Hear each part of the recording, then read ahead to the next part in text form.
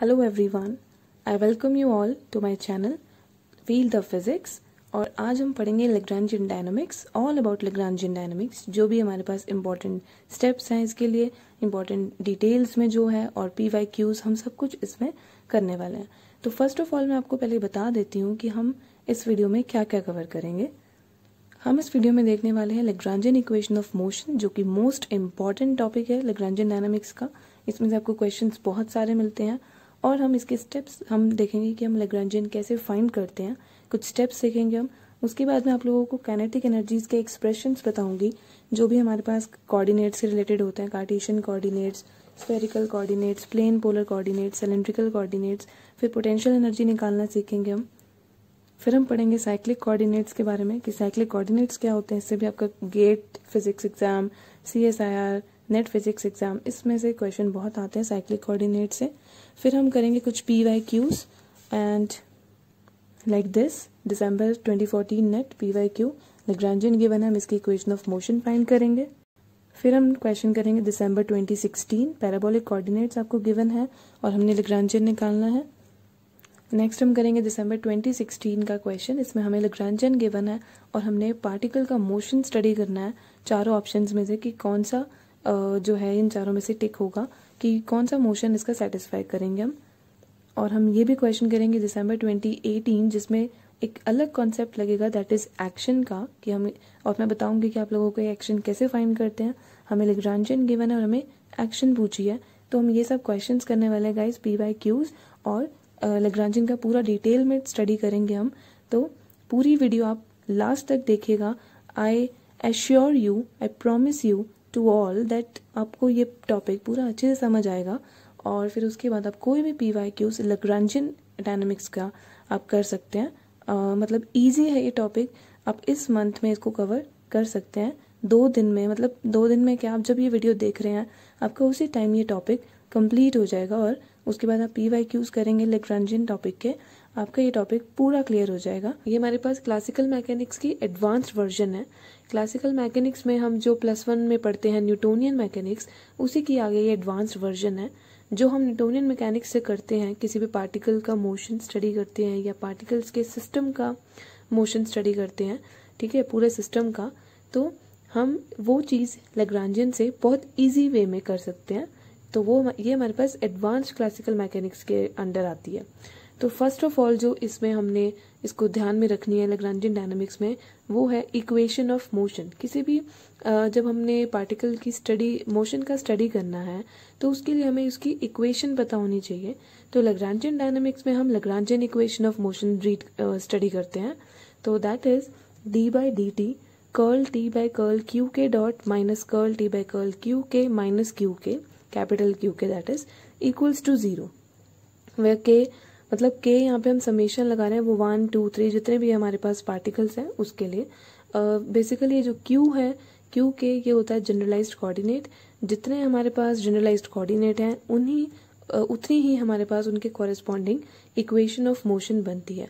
And अगर आपको ये जानना है कि जनरलाइज्ड कोऑर्डिनेट्स क्या होते हैं, कॉन्स्ट्रेंट्स क्या होते हैं, तो उसके लिए मैंने लास्ट 2 वीडियोस की हैं, उसमें Lagrangian जनरलाइज्ड कोऑर्डिनेट काफ़ी अच्छे से मैंने समझाया उसके एग्जांपल्स देकर, और कॉन्स्ट्रेंट्स भी। तो जनरलाइज्ड कोऑर्डिनेट जब हमें पता है किसी भी सिस्टम में, तो उसके कॉरेस्पॉन्डिंग हम इक्वेशन ऑफ मोशन निकालेंगे। तो जितने हमारे पास जनरलाइज्ड कोऑर्डिनेट, जितने डिग्रीज ऑफ फ्रीडम, उतनी हमारे पास इक्वेशन ऑफ मोशन आएगी। And T is kinetic energy. Kinetic energy 2 तरह की हो सकती है, लीनियर एंड रोटेशनल। लीनियर का formula ½ mv² and rotational ½ I omega square, where I is moment of inertia and omega is angular velocity of the particle. और Q K dot is generalised velocity, क्योंकि Q K है generalised coordinate, तो जब उसका derivative लेंगे, मतलब एक dot आएगी, तो दैट विल बी वेलोसिटी। और यहाँ पे जो कैपिटल Q K है वो है जनरलाइज्ड फोर्स, ठीक है। तो इसके बारे में हम ज़्यादा, जनरलाइज्ड फोर्स के बारे में हम तभी पढ़ते हैं जब हमारे पास नॉन कंजर्वेटिव सिस्टम्स होते हैं, तब हमारे पास फोर्स डेवलप होता है।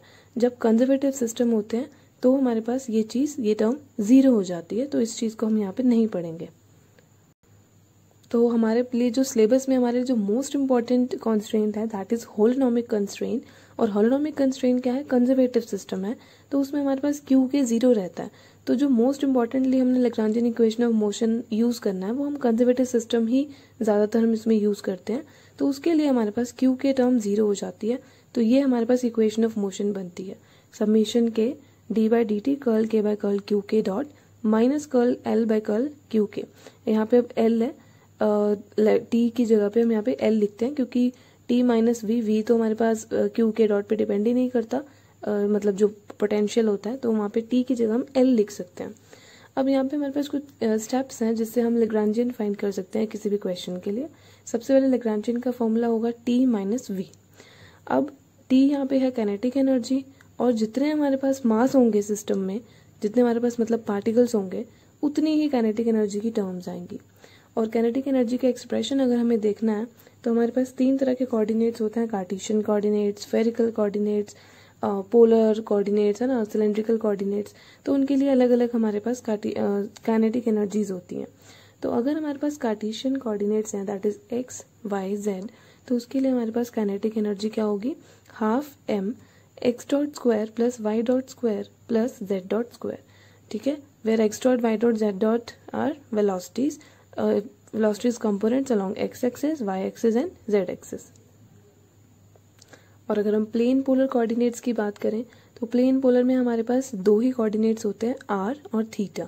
r हमारे पास वो जो ओरिजिन से लेकर पॉइंट तक का डिस्टेंस होता है, और थीटा क्या होता है कि वो कितना रोटेट कर रहा है विद वाई एक्सिस या जो भी हमारे पास एक्सिस है।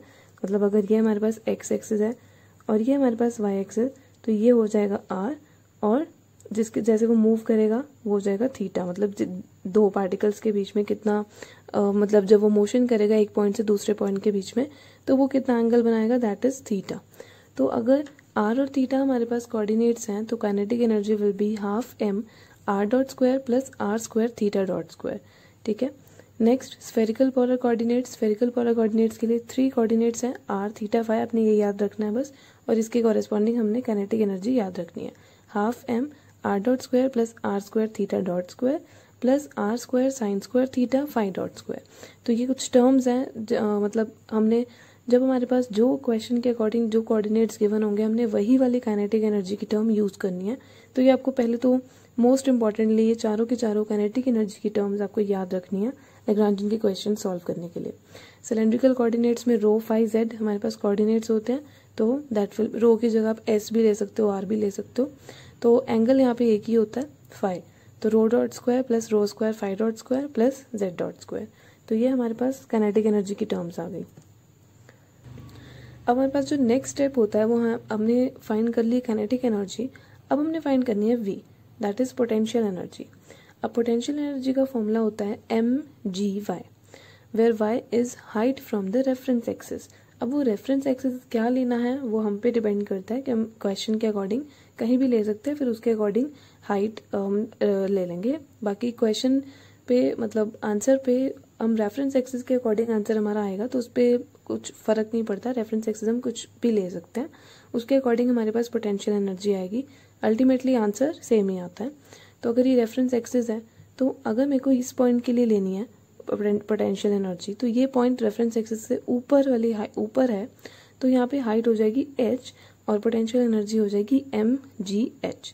और अगर ये रेफरेंस एक्सिस है और point below the reference axis है, तो पोटेंशियल एनर्जी हो जाएगी माइनस mgh। तो पोटेंशियल एनर्जी में बच्चों को काफ़ी कन्फ्यूजन होता है, कई बार बुक से हमारी पोटेंशियल एनर्जी मैच नहीं करती, तो वो मतलब कंफ्यूज हो जाते हैं कि कभी कुछ लेते हैं ये कभी कुछ लेते हैं। तो ऐसा नहीं होता, रेफरेंस एक्सिस पे ही डिपेंड करती है पोटेंशियल एनर्जी। तो रेफरेंस एक्सिस वो अगर कुछ और ले लेंगे तो वो नेगेटिव में आ जाएगी, बिलो होगी अगर पॉइंट, और अगर पॉजिटिव होगा तो पॉइंट अगर रेफरेंस एक्सिस से ऊपर होगा तो पोटेंशियल एनर्जी पॉजिटिव में आ जाएगी। तो दैट डिपेंड्स ऑन यू कि हम रेफरेंस एक्सिस क्या लेते हैं। और जो स्प्रिंग के केस में अगर हम पोटेंशियल एनर्जी लेते हैं तो वो हमें याद रखनी है, वो क्या होती है, हाफ के एक्स स्क्वायर। वो कैसे आती है, हुक्स लॉ से। हुक्स लॉ में +1 में पढ़ा हमने कि जो फोर्स रहता है वो डायरेक्टली प्रोपोर्शनल होता है डिस्प्लेसमेंट के, तो वो F = -kx। फिर हम v निकालते हैं तो उसके अकॉर्डिंग इंटीग्रेशन करके फोर्स का, तो ये आ जाता है हमारे पास हाफ के एक्स स्क्वायर। अब हम पढ़ते हैं सिंपल पेंडुलम के लिए। अगर हमें मतलब जो सिस्टम है वो अगर हमें सिंपल पेंडुलम गिवन है तो हम लैग्रांजियन कैसे निकालेंगे। तो अगर ये सिंपल पेंडुलम हम कंसिडर करें, ठीक है, और ये जो लेंथ रहेगी मास से लेकर ओरिजिन तक की, दैट इज L, और वो जो थीटा मतलब जो एंगल बना रहा है वाई एक्सिस के साथ दैट इज थीटा, और जितना एक्सिस उसने कवर किया वो एक्स है। मतलब यहाँ पे एक्स वाई आपने लेना है लीजिए। अदरवाइज अगर हम सिंपल पोलर कोऑर्डिनेट्स में जाएं तो टी क्या होता है हमें पता है, पोलर कोऑर्डिनेट्स का हमने सीधा काइनेटिक एनर्जी टर्म लिखा। और अब यहाँ पे आर क्या होता है, आर ऑरिजिन से लेके पार्टिकल तक का डिस्टेंस, और यहाँ पे वो एल है तो आर यहाँ पे एल हो गया। लेकिन यहाँ पे आर डॉट जीरो हो जाएगा क्योंकि एल हमेशा कांस्टेंट रहेगा। सिंपल पेंडुलम के केस में आप इसको यहाँ लेके आओ, यहाँ लेके आओ, L will be always constant. तो आर डॉट हो गया यहाँ पे जीरो, तो हमारे पास जो काइनेटिक एनर्जी आ गई that is half m, r की जगह l square theta dot square, r dot zero हो जाएगा। ठीक है, और ये जो चीज़ मैंने लिखी है एक्स और वाई वो हम लिख सकते हैं यहाँ से। अगर एक्स, ये एक्स है और ये वाई डिस्टेंस कवर हुआ है तो ये थीटा है, एल है, तो यहाँ से एक्स हम साइन का फॉर्मूला लगा के पी ओवर एच करके एक्स ला सकते हैं और कॉस का फॉर्मूला लगा के वाई ला सकते हैं।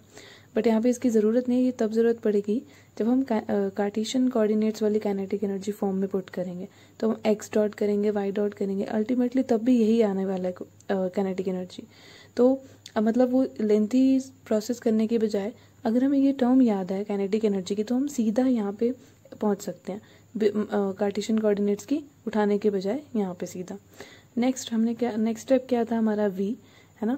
तो वी के लिए हमारे पास एम जी एच ये हमारे पास फॉर्मूला, और यहाँ पे रेफरेंस एक्सिस अगर हम ये ले रहे हैं तो पॉइंट नीचे की तरफ है, ये पॉइंट है, ये पॉइंट की हाइट है, तो हमें यहाँ पे क्या आ गया, height negative y minus y, तो एच आ गया माइनस वाई। और यहाँ पे वाई की फॉर्म, वाई अगर हम लिखना चाहें एल और थीटा के टर्म्स में तो that will be l cos theta, तो ये आ गया माइनस एम जी एल कॉस थीटा।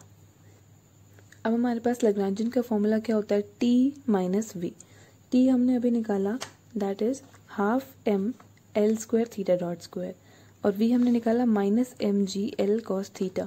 तो हम क्या करेंगे, टी और वी को माइनस कर देंगे, वी ऑलरेडी माइनस में है तो that minus minus will be positive. तो ये हमारे पास आ गया लैग्रांजियन।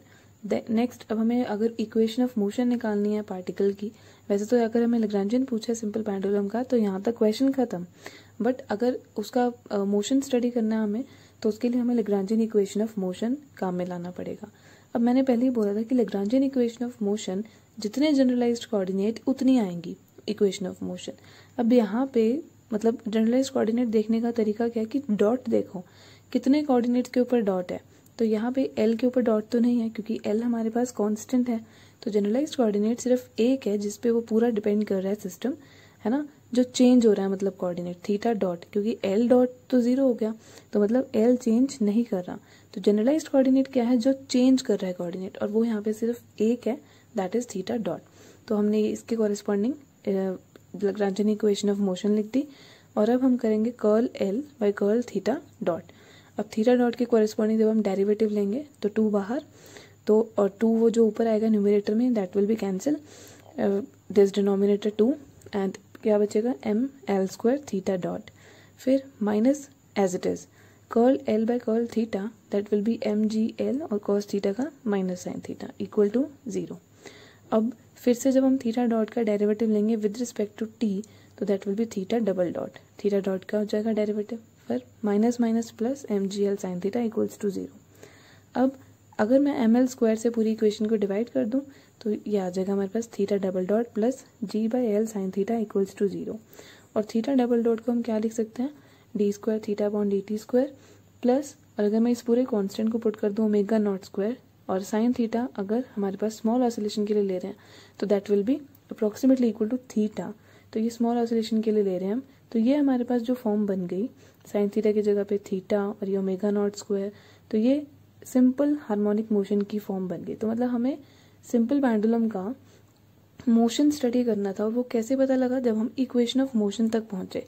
तो मतलब इक्वेशन ऑफ मोशन को हमने थोड़ा सा मॉडिफाई करके देखा तो वो हमें पता लग गया कि जो उसका मोशन है that is similar to simple harmonic motion, मतलब पहले आ रहा है फिर जा रहा है ना, तो ये सिंपल पेंडुलम है तो हमने इसको थोड़ा सा रोटेट किया, एंगल दिया, फिर आया वापस, फिर गया फिर आया, तो ये किसकी बार बार रिपीट हो रहा है, सिंपल हार्मोनिक मोशन का ये फॉर्म आ गया। तो हमने इस टाइप से इसकी स्टडी कर लिया इसका मोशन। अब अगर सिंपल हार्मोनिक मोशन आया तो उसके लिए हमें फ्रीक्वेंसी भी देखनी पड़ेगी कि कितनी फ्रीक्वेंसी से वो मोशन कर रहा है ना हार्मोनिकली, तो उसके लिए हमने ओमेगा नॉट स्क्वायर को g/l पुट किया। तो यहाँ से टाइम पीरियड, और जब मोशन हो रहा है सिंपल हार्मोनिक, उसके लिए हम टाइम पीरियड भी निकालना पड़ेगा कि कितने टाइम पीरियड में वो वापस आ रहा है जा रहा है ना अपना। तो टाइम पीरियड का फॉर्मूला क्या होता है, 2π/ओमेगा नॉट, और यहाँ पे हम पुट कर देंगे ओमेगा नॉट की वैल्यू, दैट इज √g/l। और जब मतलब फ्रैक्शन को ऊपर लेके आएंगे दैट विल बी √l/g। तो ये हमारे पास मतलब सिंपल पेंडुलम की हमने लैग्रांजियन इक्वेशन ऑफ मोशन से, मतलब लैग्रांजियन डायनामिक्स से उसकी इक्वेशन ऑफ मोशन भी निकाल ली, उसको पूरा पार्टिकल की मोशन का स्टडी भी कर लिया, उसकी फ्रीक्वेंसी भी निकाल ली, उसका टाइम पीरियड भी निकाल लिया। तो इस टाइप से हम लैग्रांजियन डायनामिक्स से किसी भी सिस्टम का मोशन हम स्टडी कर सकते हैं। सो अब हम पढ़ेंगे साइक्लिक कोऑर्डिनेट्स। साइक्लिक कोऑर्डिनेट्स क्या होते हैं कि अगर हमारे पास कोई भी कोऑर्डिनेट प्रेजेंट ना हो लेकिन उस पर डॉट लगा हुआ कोऑर्डिनेट, मतलब वेलोसिटी हमारे पास प्रेजेंट हो हमारी लैग्रांजियन इक्वेशन ऑफ मोशन में, तो that coordinate is called cyclic coordinate.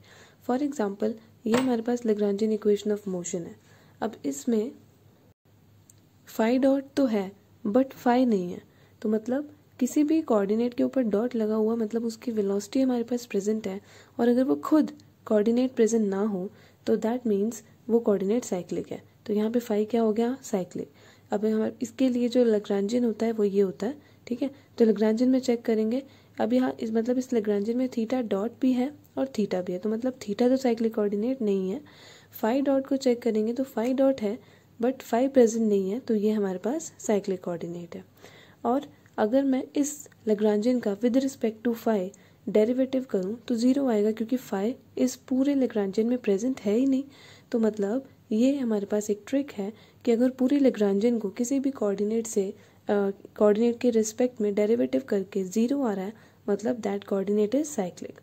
तो अगर मैं इसके लिए फाई के corresponding Lagrangian equation of motion लिखूं, दैट इज d/dt कर्ल l/कर्ल फाई डॉट माइनस कर्ल l/कर्ल फाई इक्वल टू 0। अब यहाँ पे कर्ल l/कर्ल फाई तो 0 है, तो यहाँ पे अगर मैं 0 पुट कर दूँ तो ये तो ख़त्म हो जाएगा। तो मतलब मेरे पास क्या आ गया, d/dt कर्ल l/कर्ल फाई डॉट 0। तो मतलब जिसका इस पूरे का डेरिवेटिव हमारे पास क्या है, 0। तो मतलब ये पूरी क्वांटिटी क्या हो जाएगी, कांस्टेंट, मतलब टाइम के साथ ये क्वांटिटी चेंज नहीं हो रही। और इसको हम क्या बोलते हैं, जनरलाइज्ड मोमेंटम, ठीक है। मतलब अगर लैग्रांजियन को कोऑर्डिनेट वेलोसिटी से के रिस्पेक्ट में डेरिवेटिव करें तो that is called generalised momentum. तो मतलब अगर कोई साइक्लिक कोऑर्डिनेट है उसके कॉरेस्पॉन्डिंग जो हमारे पास मोमेंटम आएगा, जनरलाइज्ड मोमेंटम, तो वो क्या रहेगा, कंजर्व्ड। तो ये हमारे पास ट्रिक है इसको पहचानने की कि कौन सा हमारी इक्वेशन ऑफ मोशन में जनरलाइज्ड साइक्लिक कोऑर्डिनेट है। अब हमारे पास एक क्वेश्चन है, हमें गिवन है सिस्टम का लैग्रांजियन, ठीक है। अब हमने इसमें आइडेंटिफाई करना है कि कौन सा साइक्लिक कोऑर्डिनेट है और एंगुलर मोमेंटम का कंजर्वेशन शो करना है, चेक करना है कि एंगुलर मोमेंटम कंजर्व है या नहीं। अब ये हमारे पास एल गिवन है, तो हम इसका क्या करेंगे, इक्वेशन ऑफ मोशन निकालेंगे। पहले इक्वेशन ऑफ मोशन के लिए पहले इसको with respect to are derivative करते हैं। तो half m as it is, r dot का हमें डेरिवेटिव लेना नहीं है तो वो 0 आ जाएगा, हमने विद रिस्पेक्ट टू आर लेना है। तो ये क्या आ जाएगा, 2r थीटा डॉट स्क्वायर। और जब हम पोटेंशियल एनर्जी का with respect to are derivative लेंगे तो दैट विल बी कर्ल v/कर्ल r, ठीक है। अब ये तो 0 आया नहीं, तो मतलब r साइक्लिक कोऑर्डिनेट है नहीं, और हमें दिख रहा है कि थीटा डॉट भी है एक जनरलाइज्ड कोऑर्डिनेट, तो उसके विद रिस्पेक्ट टू जब हम कर्ल l/कर्ल थीटा करेंगे तो दैट इज 0, क्योंकि थीटा तो प्रेजेंट नहीं है। तो यहाँ से यही पता चला कि थीटा क्या है, साइक्लिक। डायरेक्ट भी कर सकते हैं, आर डॉट है और आर है, तो मतलब ये तो साइक्लिक कोऑर्डिनेट नहीं हो सकता, तो क्या होगा, थीटा। तो अब जो साइक्लिक कोऑर्डिनेट है उसी के कॉरेस्पॉन्डिंग हम क्या लिखेंगे, लैग्रांजियन इक्वेशन ऑफ मोशन। तो ये आ गई है Lagrangian equation of motion corresponding to theta, जो हमारे पास साइक्लिक कोऑर्डिनेट है। अब हम क्या करेंगे, कर्ल l/कर्ल थीटा डॉट, तो हमारे पास थीटा डॉट की पावर 2 है, वो बाहर आ जाएगी, तो that will be half m 2 theta dot r square. तो ये आ गया हमारे पास d/dt कर्ल l/कर्ल थीटा डॉट, ओके। और ये कर्ल l/कर्ल थीटा तो हमारे पास 0 है, तो ये चीज़ आ गई। अब 2 से 2 कैंसिल हो रहा है, तो हमारे पास d/dt m r square theta dot के 0 के बराबर आ गया। नाउ हमारे पास पता है हमें एंगुलर मोमेंटम चाहिए, एंगुलर मोमेंटम को कंजर्व करवाना है, तो एंगुलर मोमेंटम हम लिख सकते हैं L = mv r। और v हम लिख सकते हैं आर ओमेगा। अगर हमारे पास रोटेशनल मोशन है तो वहाँ पे एंगुलर वेलोसिटी आ जाएगी, that will be r omega, and m omega r square ये हो जाएगा। अब हमें पता है कि m इंटू आर स्क्वायर क्या होता है, moment of inertia, I equals to m r square. तो m इंटू आर स्क्वायर को लिख दिया I और ये ओमेगा एज इट इज़, तो L आ गया हमारे पास I ओमेगा के बराबर। तो यहाँ पे m आर स्क्वायर को लिख दिया I और ये हो गया थीटा डॉट। तो d बाई डी टी इस पूरी क्वांटिटी का ज़ीरो है, मतलब ये पूरी क्वांटिटी क्या है, कंजर्व्ड। तो मतलब आई थीटा डॉट क्या होगा, कंजर्व, यहाँ पे डबल डॉट नहीं आएगा, आई थीटा डॉट हमारे पास क्या हो गया, कंजर्व्ड। अब थीटा डॉट को हम ओमेगा भी लिख सकते हैं, क्योंकि ओमेगा क्या होती है, एंगुलर वेलोसिटी, थीटा क्या है, कोऑर्डिनेट। जब कोऑर्डिनेट के ऊपर डॉट लगाते हैं तो वो भी क्या हो जाता है, वेलोसिटी। तो थीटा डॉट को जब ओमेगा पुट कर देंगे तो मतलब आई ओमेगा कंजर्व्ड हो गया। तो मतलब D by D T of L zero, तो एल क्या आ गया हमारे पास, कंजर्व्ड। तो ऐसे सीधा लिख दिया, या फिर ऐसे ये पूरा स्टेप स्किप करके हम यहाँ पे इसकी एल की वैल्यू पुट करके ये भी शो कर सकते हैं। तो यहाँ पे जनरलाइज्ड कोऑर्डिनेट हमने शो कर दिया, साइक्लिक कोऑर्डिनेट हमने शो कर दिया, और हमने ये भी बता दिया कि जो एंगुलर मोमेंटम है वो यहाँ पे कंजर्व्ड है। तो अब हम प्रीवियस ईयर का क्वेश्चन कर लेते हैं, लैग्रांजियन के अकॉर्डिंग जो आया हुआ है, ठीक है। उसमें Lagrangian equation of motion use करना है, बहुत ईजी क्वेश्चन है, बहुत सिंपल है और आराम से समझ आ जाएगा। हमारे पास लैग्रांजियन गिवन है और हमें इसकी इक्वेशन ऑफ मोशन फाइंड करनी है, और 4 ऑप्शंस गिवन है। इक्वेशन ऑफ मोशन फाइंड करने के लिए हमें लैग्रांजियन इक्वेशन ऑफ मोशन का फॉर्मूला याद है, पहले हम वो लिख देंगे, ठीक है।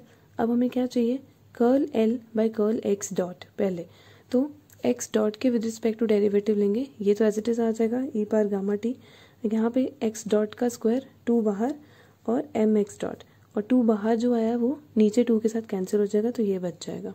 Next minus as it is curl l by curl x. तो यहाँ पे विद रिस्पेक्ट टू एक्स सिर्फ ये वाली टर्म है, तो इसके लिए हम डेरिवेटिव लेंगे विद रिस्पेक्ट टू एक्स। तो ई पार गामा टी तो यहाँ पे भी एज इट इज़ आ जाएगा। अब curl V upon curl X, मतलब D V upon D X, क्योंकि एक ही टर्म है एक्स, तो यहाँ पे D V upon D X with respect to X हमने वी का डेरिवेटिव कर दिया। तो यहाँ पे ई पार gamma T as it is, D by D T X dot का क्या हो जाएगा, एक्स डबल डॉट, और यहाँ पे minus minus plus D we by D x as it is, तो ये चीज़। और जब हम टी का विद रिस्पेक्ट टू, मतलब यहाँ पे प्रोडक्ट रूल लगेगा, तो जब एक बार इसको एज इट इज़ रखा तो यहाँ पे आ गया एक्स डबल डॉट, फिर उसके बाद एक्स डॉट को एज इट इज़ रखा और यहाँ पे गामा बाहर और ई पार gamma T as it is. तो ये हमें एक टर्म की 2 प्रोडक्ट रूल से हमारे पास डेरिवेटिव मिला और second term as it is मिल गई। तो यहाँ पे ई पार गामा टी कॉमन आ रहा है, तो ये आ गया M x double dot plus gamma M x dot plus D we by D X equals to 0। तो ये हमारे पास आ रही है ऑप्शन नंबर ए, तो ये हमारा करेक्ट ऑप्शन है। तो ये आंसर प्रीवियस ईयर दिसंबर 2014 CSIR नेट। नेक्स्ट दिसंबर 2016 का क्वेश्चन है हमारे पास। इसमें हमें क्या गिवन है, पैराबोलिक कोऑर्डिनेट्स जीटा एंड ईटा, और ये हमें गिवन है कि जो दोनों पैराबोलिक कोऑर्डिनेट्स हैं उस कार्टेशियन कोऑर्डिनेट्स के साथ रिलेट कैसे कर रहे हैं, कि हमें गिवन है x equals to zeta eta and y equals to this, और हमें पूछा क्या है, Lagrangian of a 2 dimensional simple harmonic oscillator. Mass हमें गिवन है उसका m और एंगुलर फ्रीक्वेंसी हमें ओमेगा। तो जब हमारे पास अब यहाँ पे कार्टेशियन कोऑर्डिनेट्स का रिलेशन दिया है जीटा और ईटा के टर्म्स में, अब हमें लैग्रांजियन निकालने के लिए फर्स्ट स्टेप हमें क्या करना होता है, काइनेटिक एनर्जी, फिर potential energy, then L equals to t minus v. अब यहाँ पे T हमारे पास क्या होता है, अब अगर कार्टेशियन के लिए लगाएंगे तो T क्या होगा, half m x dot square plus y dot square, तो वही हमने करना है। तो ये हमने लैग्रांजियन लिख दिया T minus v. T is half m x dot square plus y dot square, V is half k x square, अब यहाँ पे 2 है तो x square plus y square, और k को लिख दिया m ओमेगा स्क्वायर। अब यहाँ पे हमें गिवन है x equal to zeta eta question में।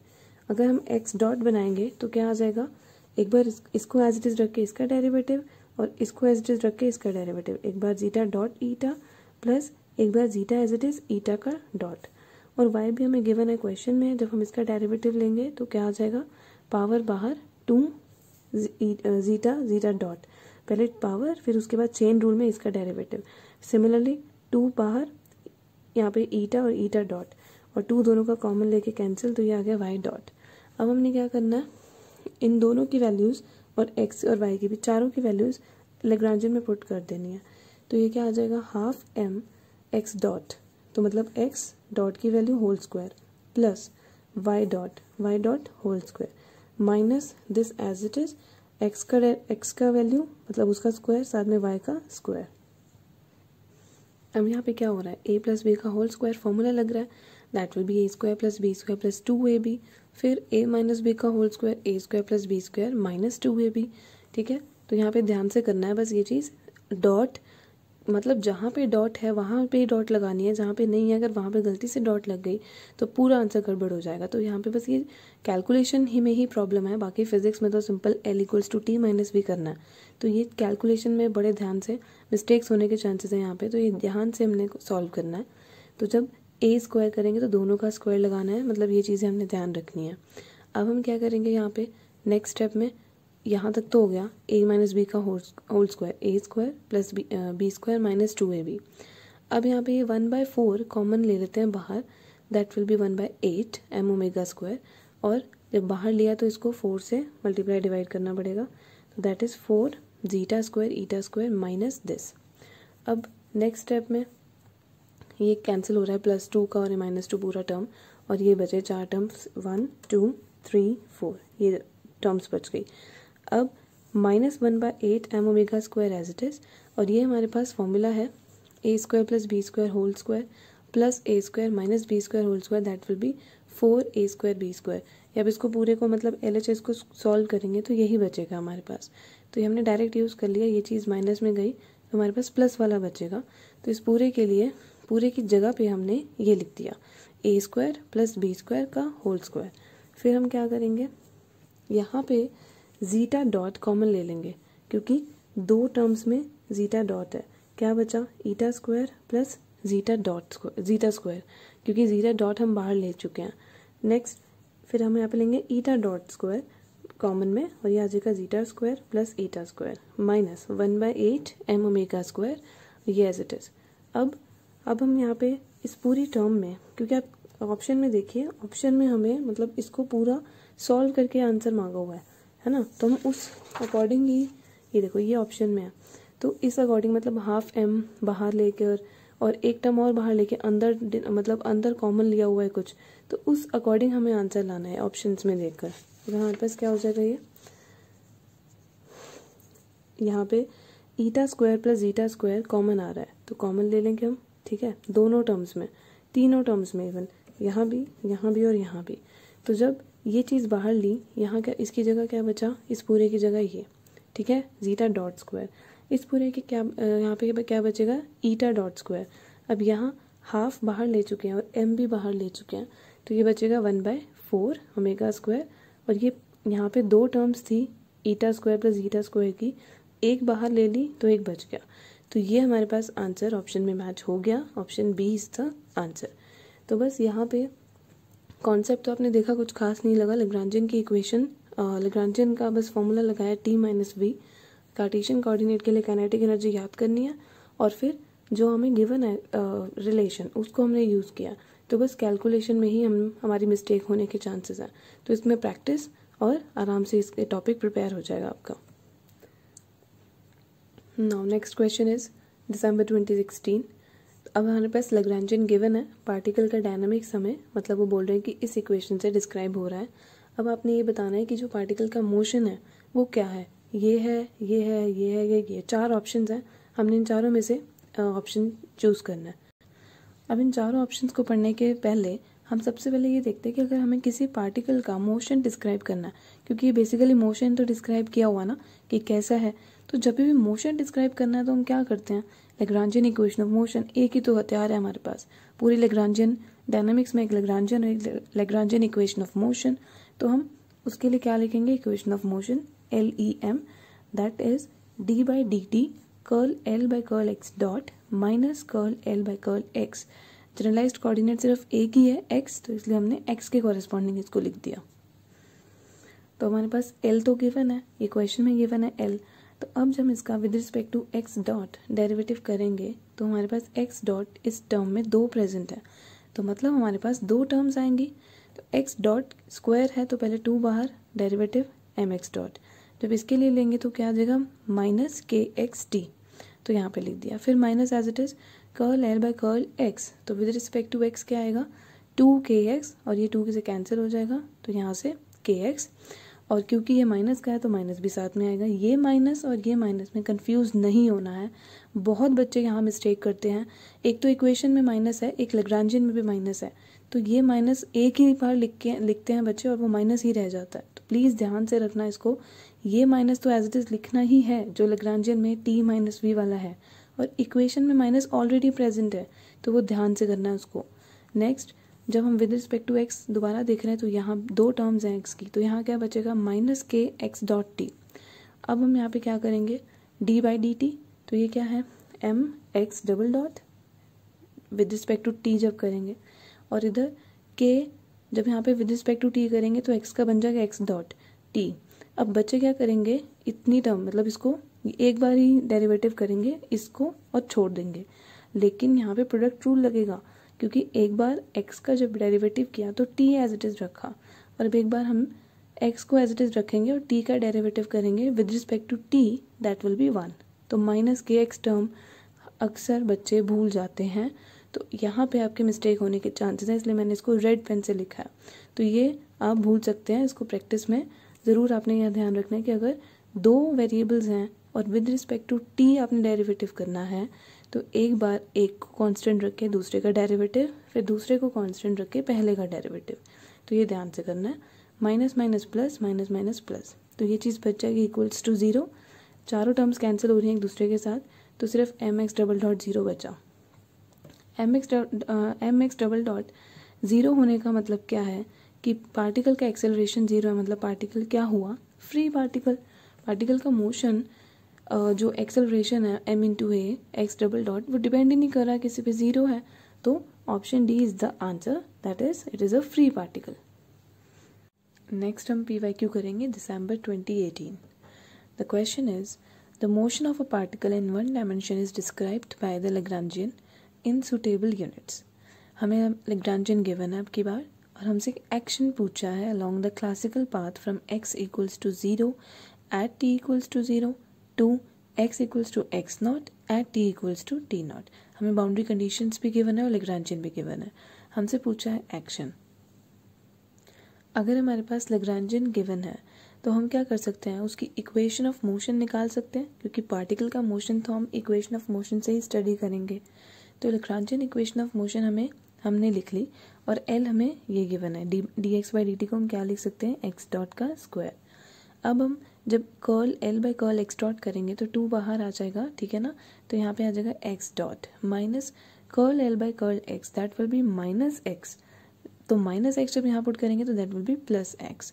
तो एक्स डॉट का derivative with respect to t is x double dot plus x equals to 0।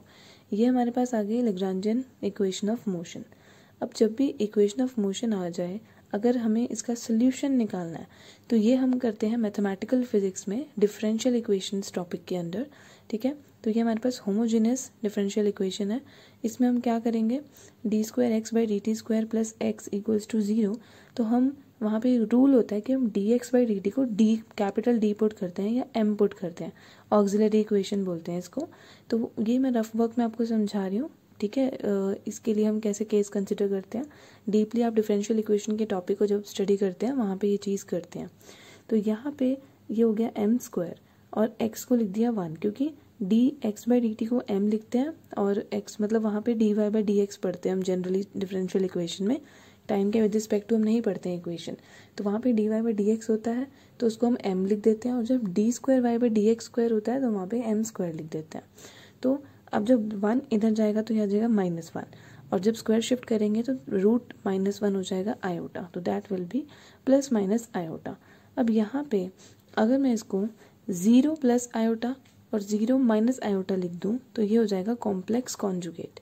तो मैं m को जनरली अगर लिख दूँ alpha plus minus iota beta, मतलब हमारे पास कॉम्प्लेक्स कॉन्जुगेट अगर 2 रूट्स आए तो उसका जो जनरली सोल्यूशन होता है वो ये होता है y इक्वल टू, अगर y में हो ये चीज़, अगर वेरिएबल हमारा y हो और विद रिस्पेक्ट टू x हो, तो हमारे पास जो जनरल सोल्यूशन आता है वो ये आता है e raise to the power alpha a cos beta x plus b sine beta x in general. But यहाँ पे हमारे पास जो सोल्यूशन है वो आएगा x का विद रिस्पेक्ट टू t। तो जहाँ y है वहाँ x कर दीजिए और जहाँ x है वहाँ t कर देंगे हम। अब यहाँ पे अल्फ़ा तो कुछ नहीं है क्योंकि अल्फ़ा होता है रियल पार्ट, तो वो तो 0 हो गया। और बीटा यहाँ पे 1 है, अगर हम आयोटा के साथ कंपेयर करें बीटा हमारे पास 1 है, तो ये हो जाएगा a साइन t, मैंने पहले साइन लिख दिया, और फिर b कॉस t। तो जैसे मर्जी कर सकते हैं, कांस्टेंट आप अपनी मर्जी से c1 c2, generally mathematical physics में हम c1 c2 लेते हैं, तो उस अकॉर्डिंग आप इसको ले सकते हैं। अब हमारे पास एक कंडीशन दी हुई है, बाउंड्री कंडीशन, कि जब t 0 है तो x हो जाएगा 0। तो हमारे पास इक्वेशन क्या आई थी, x equal to e raise to the power 0, वो तो 1 हो गया, a sine t plus b cos t। अब t की जगह भी 0 कर दो और x भी 0 है, तो यहाँ से a तो पूरा 0 हो गया, तो b आ गया हमारे पास 0 के इक्वल। नेक्स्ट तो यहाँ पे सोल्यूशन क्या बन गया, x equal to a sine t, क्योंकि b हमने ख़त्म कर दिया इस वाली कंडीशन से, बाउंड्री कंडीशन से। नेक्स्ट बाउंड्री कंडीशन हमें ये गिवन है, t equals to t not पे x है x नॉट। तो यहाँ पे जब हम नेक्स्ट इस वाले लास्ट जो अब सोल्यूशन बचा है यहाँ पुट करेंगे, तो जब x की जगह x नॉट करेंगे, t की जगह t नॉट, तो यहाँ से a आ जाएगा x not upon sine t not, ये आ गया a की वैल्यू। अब हम यहाँ पे जब पुट करेंगे कांस्टेंट की value in the form of, मतलब ये कांस्टेंट जो हमने निकाला है x नॉट और t नॉट की टर्म्स में, तो x आ जाएगा x not upon sine t naught और sine t as it is. तो ये हमारे पास लास्ट फाइनल सोल्यूशन आ गया जनरल इक्वेशन ऑफ मोशन का, लैग्रांजियन इक्वेशन ऑफ मोशन जो हमने निकाली थी। अब ये x है और हमें क्या चाहिए, लैग्रांजियन में x डॉट भी होता है, तो अगर मेरे को x डॉट निकालना है तो ये तो कांस्टेंट है, तो ये तो एज इट इज़, और साइन का डेरिवेटिव cos t, तो हमारे पास x भी आ गया और उसका डेरिवेटिव भी आ गया। अब क्वेश्चन में बेसिकली पूछा है एक्शन, तो एक्शन का फॉर्मूला आपने याद रखना है, that is 0 to final limit t not, मतलब यहाँ पे अब t नॉट तक टाइम है, तो जब बेसिकली 0 टू t होता है फाइनल टाइम t तक, और l dt, तो मतलब लैग्रांजियन का इंटीग्रेशन कहलाता है s एक्शन। तो यहाँ पे हम l की वैल्यू पुट करेंगे जो हमें क्वेश्चन में गिवन थी, और हमने यहाँ पे x डॉट और x की वैल्यू निकाल के रखी है, वो हम यहाँ पे पुट कर देंगे, क्योंकि लैग्रांजियन जब इंटीग्रेशन करनी है तो विद रिस्पेक्ट टू t, तो हमें t का वेरिएबल चाहिए, हम x डॉट को with respect to t integration नहीं कर सकते थे, इसीलिए हमने ये चीज़ें की हैं, लैग्रांजियन इक्वेशन ऑफ मोशन और बाउंड्री कंडीशंस लगा के ये सब किया। अब half as it is x dot, that is x not upon sine t not का होल स्क्वायर, वो स्क्वायर स्क्वायर स्प्लिट कर दिया, और कॉस स्क्वायर t, फिर minus half x square, that is x not square upon sine square t not into sine square t, तो ये आ गया dt। अब हम इसको सॉल्व करेंगे, हाफ कॉमन ले सकते हैं, जो भी कॉमन आ रहा है उस according integration and then answer. तो जो कॉमन आ रहा था वो हमने बाहर ले लिया, हमारे पास इंटीग्रेशन के अंदर ये टर्म बची।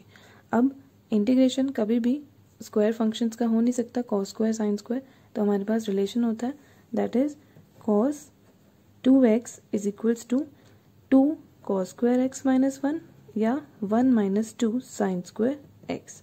तो अगर हमें ये निकालना है तो उसके अकॉर्डिंग हम क्या कर सकते हैं, कॉस स्क्वायर की वैल्यू क्या आ जाएगी 1 प्लस कॉस 2x अपॉन 2, और साइन स्क्वायर की क्या आ जाएगी 1 माइनस कॉस 2x अपॉन 2। तो ये बेसिकली हम जो +1 में ट्रिग्नोमेट्रिक रिलेशन पढ़ते हैं वो हम यहाँ पे यूज़ करते हैं इंटीग्रेशन सॉल्व करने के लिए। देन 1 का इंटीग्रेशन t, कॉस का इंटीग्रेशन साइन 2t अपॉन 2, ये 2 मैंने बाहर ले लिया तो ये हो गया 4। अब यहाँ 1 का फिर से t माइनस कॉस का साइन 2t और 2 नीचे डिनोमिनेटर में, ये 2 पूरा दोनों का कॉमन लेके बाहर लिया है हमने। नेक्स्ट अब हम इंटीग्रेशन लिमिट्स पुट करेंगे, that will B t not plus sine 2t not upon 2 minus 0, दोनों में 0 करेंगे तो वो 0 आ जाएगा, वो मैंने नहीं मेंशन किया। Then minus as it is, फिर t not minus minus plus sine 2t not upon 2, minus 0 करेंगे वो भी खत्म हो जाएगा, उसको हमने नहीं राइट किया। Next t not minus t not cancel out, और ये हमारे पास आ गया sine 2t not plus sine 2t not, that is 2 sine 2t not upon 2, 2 cancel, ये हमारे पास बचा। साइन 2x का फॉर्मूला होता है 2 साइन x कॉस x, वो करके साइन 1 कट रहा है और हमारे पास 2 2 भी कट रहा है, 2 2 4, तो हमारे पास आंसर आ गया x नॉट स्क्वायर अपॉन 2, और कॉस अपॉन साइन होता है कॉट t नॉट, तो ये हमारे पास आंसर है, ये हमने एक्शन फाइंड किया। तो क्वेश्चन हमारे पास क्वेश्चन से अगर हम ऑप्शन मैच करें तो ये आ गया option C, X not square upon 2 cot T naught, तो option C is the answer. So thank you so much guys. I hope कि अब आपको लैग्रांजियन डायनामिक्स ईजी लगेगा, और ये वैसे भी बहुत ईजी टॉपिक है। अगर आप इसको मतलब वीडियो देखने के बाद अगर आप PYQs मतलब प्रीवियस ईयर्स के क्वेश्चंस आप सॉल्व कर पाते हैं, आपको ये पता चल गया कि हम Lagrangian, kinetic energies, potential energies कैसे निकालते हैं, व्हाट आर साइक्लिक कोऑर्डिनेट्स, तो गाइज बिलीव मी ये मोस्ट इंपॉर्टेंट टॉपिक है क्लासिकल मैकेनिक्स का। इसमें से 2 या 3 क्वेश्चन आपको ज़रूर मिलेंगे पार्ट बी में भी और पार्ट सी में भी। तो thank you so much full video देखने के लिए, और कोई भी अगर आपके पास डाउट है तो आप कमेंट सेक्शन में कमेंट कर सकते हैं। Thank you.